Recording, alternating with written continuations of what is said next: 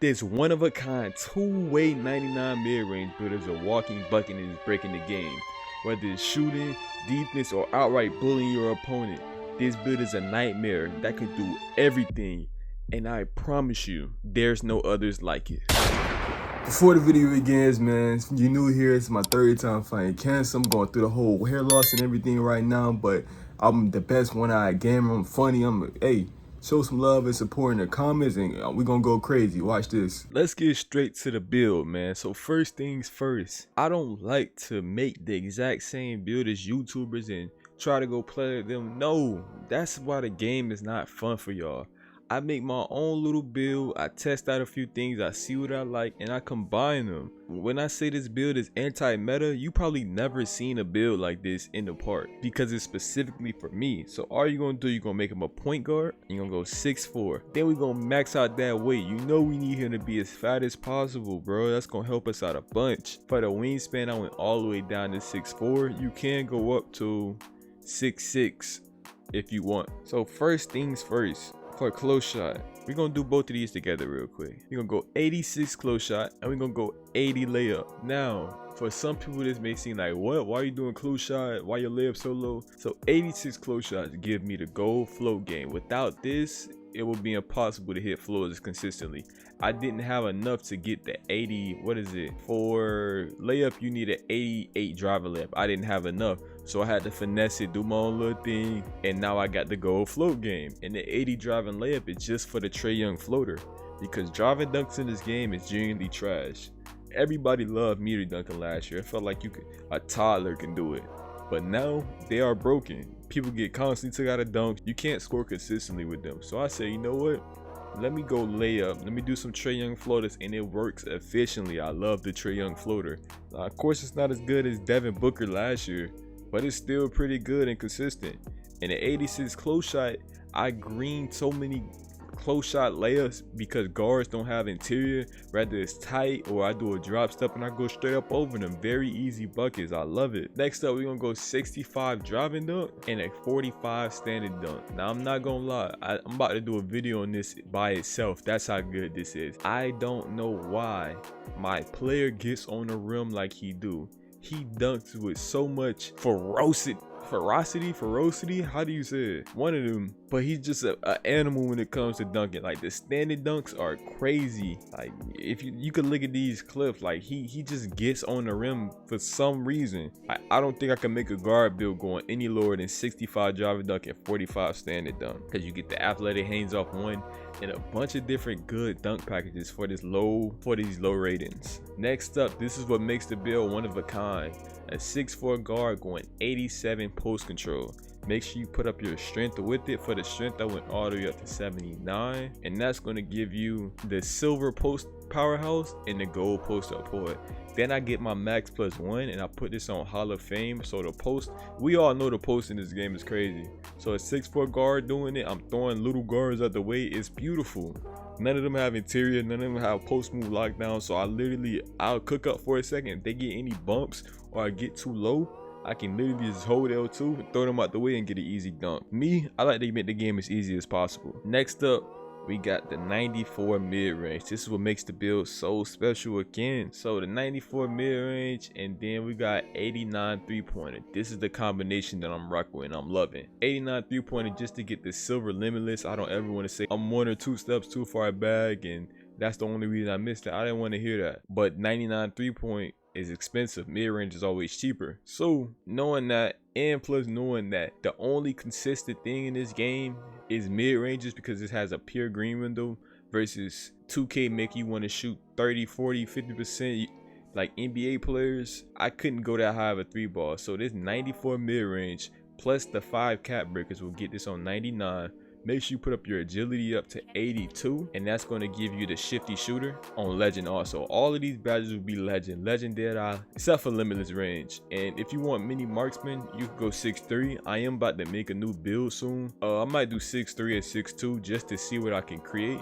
And I have this legend mini marksman because people dead ass, they just have to force a switch on this build. But I'm honestly loving it. All of these legend badges, 99 mid range, whether it's fading or anything, this build can shoot the lights out, bro. Then for free throw, we went all the way up to 94. Now, usually I go 99 on my builds just to make sure I'm taking it, but 94 has been pretty good for me. Now, whether you play rec or pro-am as much as me, you could go lower, go higher. It's all up to you. It's all personal preference. Pass accuracy is where I make it slender. I went 71 pass accuracy. Now, you could be in the comments saying, oh, that's not enough, that's not this, that's not this.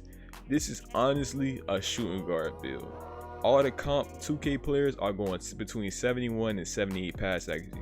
A lot of the shooting, damn near all shooting guards are going 71 pass accuracy. Some going 69, but it just requires more IQ to do it. So I'm not coming out here trying to throw dots full court, because that's not how you should play this game. You're going to get a turnover every time, whether your pass accuracy is at 71 or 96. You just have to make the right pass, make the right read, and the ball will get there in no time. Now, if you don't feel comfortable, I will show you how to get this higher in a second. But if you watch my gameplay, I even drop rec gameplay, I'm dropping pro-am gameplay. Like, this build goes crazy in every mode. Ball handle, we went all the way up to 94. I really wanted that Hall of Fame handles for days, but we get the gold ankle assassin with it, the gold strong handle, and the gold unpluckable. Man, I mainly wanted the handles for days because everything in this game affects your jump shot. I didn't want to cook up for a second, then end up being too tired and then I can't do anything else, or I didn't want to cook up then try to get to the post and now my player's tired, I can't spin correctly. I didn't want to have to deal with that, so I went 94 just to be safe. You can get away with 92, and that is how you get your pass accuracy up higher. Me personally, this is exactly what I did. I'm just giving you options. Speed with ball, you want to go all the way up to 86, and you get so many blow-bys with the gold lightning launch plus gold strong handles. Nah, that's the only reason I want to make a new build, a little smaller guard. I'm thinking about going 91 speed with ball for the Hall of Fame lightning launch, then I max plus one at the legend and have legend strong handle. Oh my god, the blow-by possibility on that build is kind of crazy to think about. Every time I start thinking about the build, it makes me want to go make it right now. So let me just get off that topic. Next up, we're gonna go 83 perimeter. That's gonna give you the silver challenger, bronze on ball menace, silver pick dodger, bronze immovable, and gold off ball pest. Same thing again. You put your ball handler at 92 and then you put your perimeter up to 85 or anything like that, that will also be great. But this 83 right here, it stands on business. I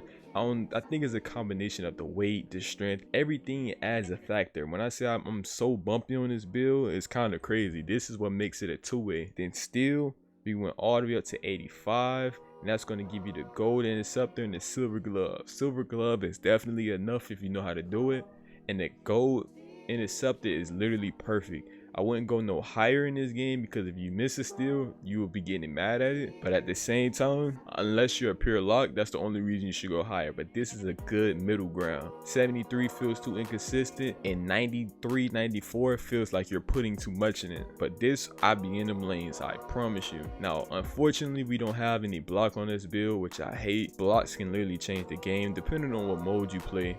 But if you mainly play rec and pro-am, you don't need this because you should be rotating anyways. This 47 rebound goes crazy because most guards have 0 rebounds. I do have another guard build with 60 rebounds just to get the rebound chaser, and he snags like crazy. But even this build right here grabs so many boards, it makes no sense. Then speed, we just went 81. You are not too slow. Now of course you're not one of them 5'9" who have 90 speed and you just can sprint around the whole court. No, but you're 6'4", so of course you have to give up something. 82 agility, so you're able to slide on defense good enough. This is perfect. Now I did see some builds with 90 agility and them boys are moving, but we gonna leave that to the pure locks. That's not your job to be a pure lock. This build is more offensive than defensive, but it can hold its own on defense perfectly.